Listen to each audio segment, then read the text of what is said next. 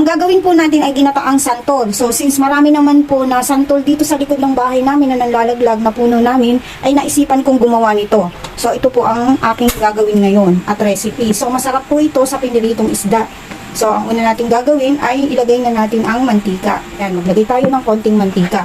So, ang santol po ay tinalupan ko na and then nilamas ko sa asin para mawala yung dagta niya at akin po siyang i-blender. Para hindi na po ako mahirapang maggayat. So, sa pag-blender ko ay ilaan nyo lang po, tatansyahin nyo lang po kung ang pagkaka-blender po na is hindi naman po ng kanya. Pork. So, medyo mataba po ang inilagay ko, yung pinakataba po ng pork. So, yan, at igigisa-gisa lang po natin.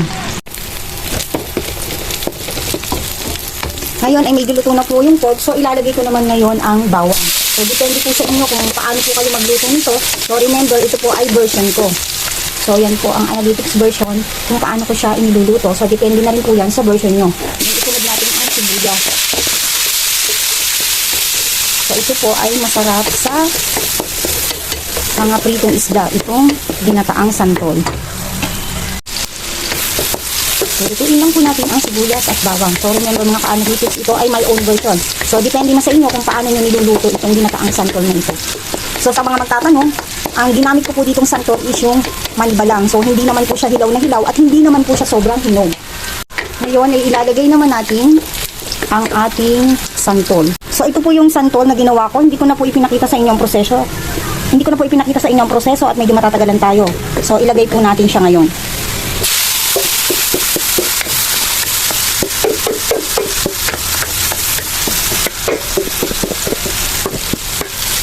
So, mga ka-analytics, yan yung aking santol. So, itisabisa lang natin.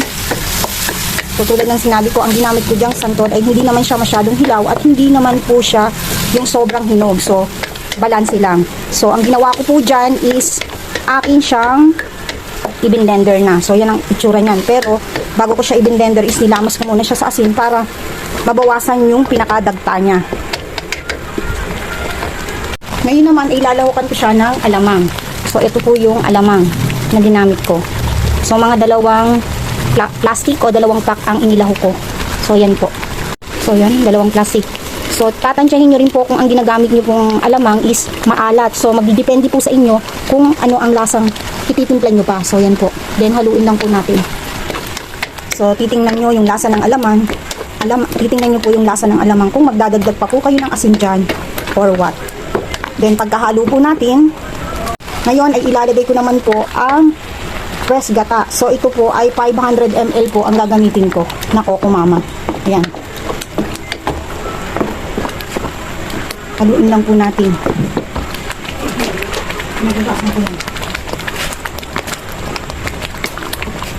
So, mas masarap po niyan is talagang kakanggata po ang gagamitin nyo. So, yan. Yan ang itsura niyan. Oh. Kakanggata ang ginamit ko. So, iigahin lang po natin yan. Then, titikman natin kung ano pa ang idadagdag natin. Ayan po, at medyo hindi naman maalat ang nagamit kong alamang. So, dadagdagan ko po siya ng konting asin. Pero, tama lang po yung asin. Hindi nyo na po kailangang magdagdag ng pampaasin. So, tandaan, depende po yan sa gagamitin yung santol. So, since itong santol na ginamit ko is tama lang yung asin. So, lagyan natin ng isang 4 cubes para naman madagdagan ng konti yung lasa niya. So, yan. Lalagyan ko rin po ng konting paminta. Bango. Kung nandito kayo, amoy na amoy niyo yung bango niya. So, medyo namimilantik-milantik lang. So, iigahin ko na lang po yan. Yung lasa niya is tama na. Ngayon, ay ilalagay na natin ang sili at iigahin na lang natin maya-maya. So, yan ang ginataang santol. So, yan ang recipe ni Ka-Analytics ngayon. Iigahin na lang natin siya. So, yan. Dati binibili ko pa yan ng nakagarapon. Ngayon, kayang-kaya naman gawin at maraming santol dito sa paligid ng bahay. So, iigahin na lang po natin yan. At luto na ang aking ginataang santol. So, pagka po ito ay iigahin nyo na medyo, hihinaan nyo po ang apoy. So, yan. Masarap yan. Luto na ang aking my own version of ginataang santol. Masarap siya sa mga pritong isda, sa mga pork chop. Yan. Dati binibili ko pa yan. Ngayon, kayang-kaya ko naman gawin.